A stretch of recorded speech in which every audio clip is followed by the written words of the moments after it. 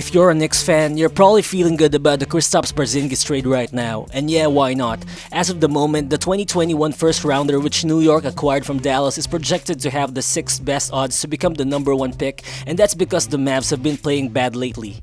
But in reality, it's just too early in the season yet, and there are a lot of games to be played, and the Mavs know that. Well, the thing is, after most fans expected Dallas to have a blazing start to the year after putting up the highest rated offense in NBA history last season, their offensive efficiency has just dipped down to number 18 in the entire NBA right now. And currently, as I'm doing this video, the Mavs have just ended their 6-game losing streak after beating the Atlanta Hawks. But there are still a lot of questions about this team. Well, Luka is still looking good as ever. Coming into the season, he had the highest odds to win the MVP award. Currently, he's putting up a near triple-double of 27.3 points, 9 rebounds, and 9.4 assists while also playing the best individual defense of his young career. But the problem right now is that his incredible play hasn't really translated into a lot of wins this early. The team's number 2 guy, Kristaps Porzingis, is also back after a season-ending surgery and is averaging solid numbers as well. More than 18 points, 8 rebounds, and 1.7 blocks are very solid numbers, but if you've watched their most recent games, the guy just looks like he's still out of rhythm with his shot, which can be justified by his 30% rate from deep. And he also looks like he isn't quite there yet defensively. And with a quarter of the season already in the books, is it actually time for the Mavs to panic? Do they realistically have to make drastic changes to the roster as of the moment? But more importantly, can Luka Doncic, Kristaps Porzingis, and the rest of the team turn things around? What's good, guys? It's Rero Balls here, and in this video, we'll try to look into whether or not fans are supposed to overreact to the Mavs' slow start to the season. But before we move on, it would be great if you guys could hit that like button right now because it helps me get my content out there to more people. It only takes a second of your time, but it would be greatly appreciated. So let's get to it.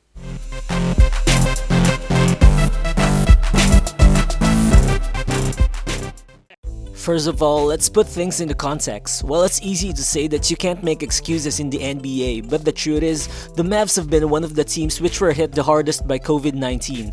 5 of their regular rotation players, namely Dorian Finney-Smith, Josh Richardson, Dwight Powell, Maxi Kleber, and Jalen Brunson, have all missed a total of 3 weeks because of COVID-19 protocols. Actually, it was only last February 1st that the Mavs roster became fully healthy after quite a long time. While Doncic, Porzingis, Finney-Smith, and Richardson started in all the games that they have played so far, but from the start of the year until their recent losing streak, those 4 guys have only played a total of 44 minutes together, and that in itself is a problem. Obviously, having a big portion of your roster, most especially your starters, not being able to play regularly just prevents any chance of building chemistry and having continuity. This isn't an excuse for the team to underperform, but still, it's not hard to see that the Mavs wouldn't be this bad if they haven't had a lot of rotation players out to start the year. But this doesn't mean that the team doesn't have any problems outside of health and chemistry either. Well, this year was supposed to usher in a defensive surge from this team, considering that they've added guys like J. Rich and James Johnson, and considering that Rick Carlisle preached all about defensive improvement during training camp. While currently, the Mavs are still ranked 18th in defensive efficiency, same as last year. But personally, I think their defense will come by. It's not like they have a shortage of good defenders in this team, and if any, Richardson, Finney-Smith, and Kleber, arguably their 3 best defenders, have all missed significant time. So I don't think their stagnant defense should be a problem in the long run. But on the other hand, you can point to the big drop-off in their offensive production, which currently sits at the bottom half of the league, as the main issue. And what's most noticeable is that there is a problem with the team's 3-point shooting. Last season, the team had 8 players who averaged at least 15 minutes per game who shot at least 35% from deep. But so far, only Tim Hardaway Jr., Kleber, Jalen Brunson, and Trey Burke are shooting above 35% from behind the arc. Kleber is actually their best outside shooter at 45%, but is only taking 3.5 per game, and asking him to take more of those isn't really a solution. And the thing is, Luka, KP, Finney-Smith, and Richardson are all shooting worse from 3 than they did last year, and still, they are actually 4 out of the 5 guys in the team with the most 3-point attempts so far. Tim Hardaway Jr. actually attempts the most 3s for Dallas, but at least he makes close to 40% of those. But should this really be a cause of concern for Mavs fans? Well, of course it should, but I still think the Mavs are gonna make shots at some point. Because if you look at it, it's not that they aren't getting good looks. According to NBA stats, the team is shooting 20% of their 3s this season wide open, which is within the league average. The problem is that they just aren't making them. Because of Luka's playmaking ability, he's actually been putting his teammates in great positions to make shots. He actually ranks second in the league right now in terms of potential assists, right between James Harden, who ranks first, and Chris Paul, who ranks third.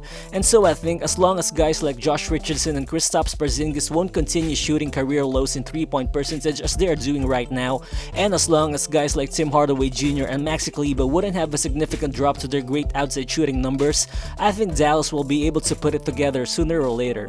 Well, if you're a Mavs fan, you just definitely want these guys to make those shots because Luka Doncic is literally getting them tons of open looks. And so let's talk about the guy right now. Luka is actually putting up MVP type numbers so far, no question.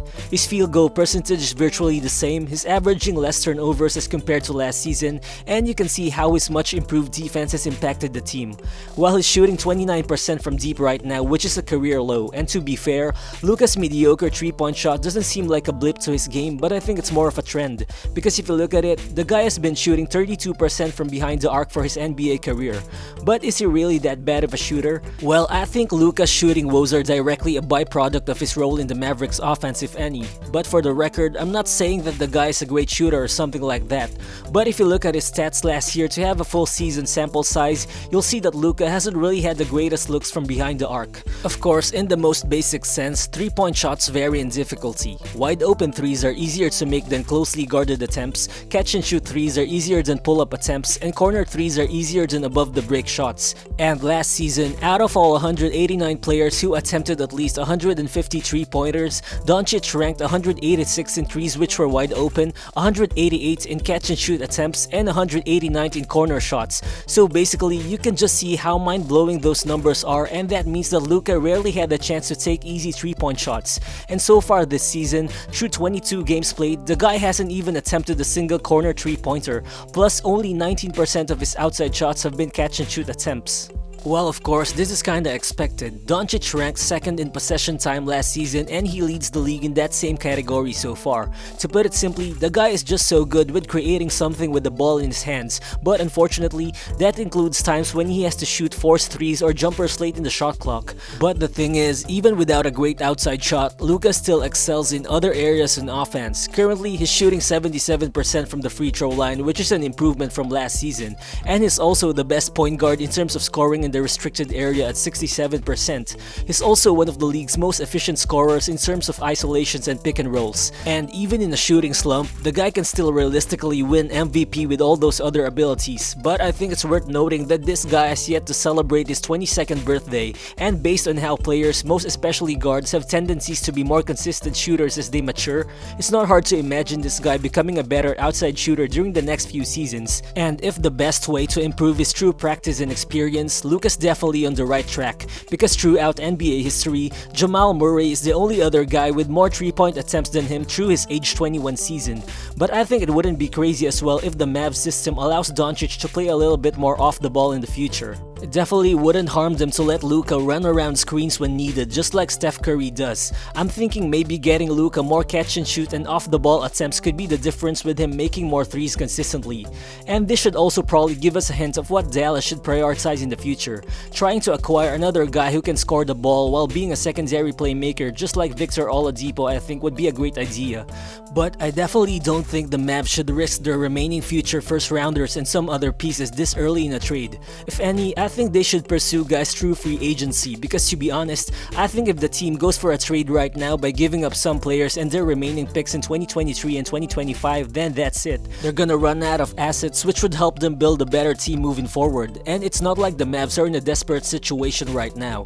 Of course, it's normal that Luka gets frustrated because the guy isn't used to losing, but it's not like he's gonna leave anytime soon. He won't be entering unrestricted free agency until probably 5 years from now, and so I think Dallas has to be very smart about making decisions.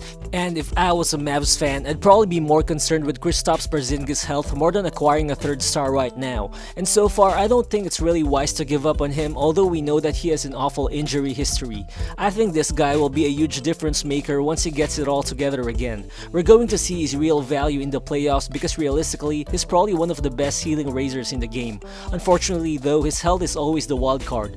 But we shouldn't forget that this is the same guy that put up 26.7 points, 10.5 rebounds, and 2 blocks per game over a 21-game stretch to close out the season last year. Well, the thing is, as compared to last year, KP is virtually having the same number of wide open shots this year. Last season, he made 40% of his wide open jumpers but is down to 32% as of the moment. And on defense, during the past few games, you'll see how he has been torched by guys like Gobert or Jokic. Well, those are difficult matchups, but as this team's main rim protector, of course, KP has to do better at some point. And considering that he's been a great rim protector throughout his career, there's definitely hope that he'll sort things out with his timing and whatnot throughout the course of the season. Last season alone, he ranked 29th in the entire NBA in defensive win shares, but his ranking is down to 171st place so far. Of course, the small sample size and lack of rhythm could be the culprits here. Remember, the guy missed all of training camp and he went nearly 5 months from his last playoff game to his season opener, so I think he will be fine once he shakes the rust off. Well, Luka said it best after their blowout losses to the Jazz. During their losing skid, it seemed like the team just didn't care. Of course that's true, but more than that, I think Dallas just hasn't been given many chances to function as a full cohesive unit throughout the season. Well, for sure, this team isn't exempt from all the criticisms, especially with all the preseason hype that they've had. But I think calling for unnecessary trades isn't needed at this point in time as well. The Mavs finally have their full lineup back, and maybe after probably another 20 games, that's the time we could already talk about who's supposed to be traded or whatever. But as long as Luka puts up insane numbers and as long as Porzingis stays healthy, the Mavs have all the chances to win games and it's no time to panic yet. Thank you if you made it this far into the video, and please feel free to share your thoughts in the comment section below. Also, if you're new to the channel, please do hit that subscribe button. Again, this is Balls, and I'll see you on the next one. Peace.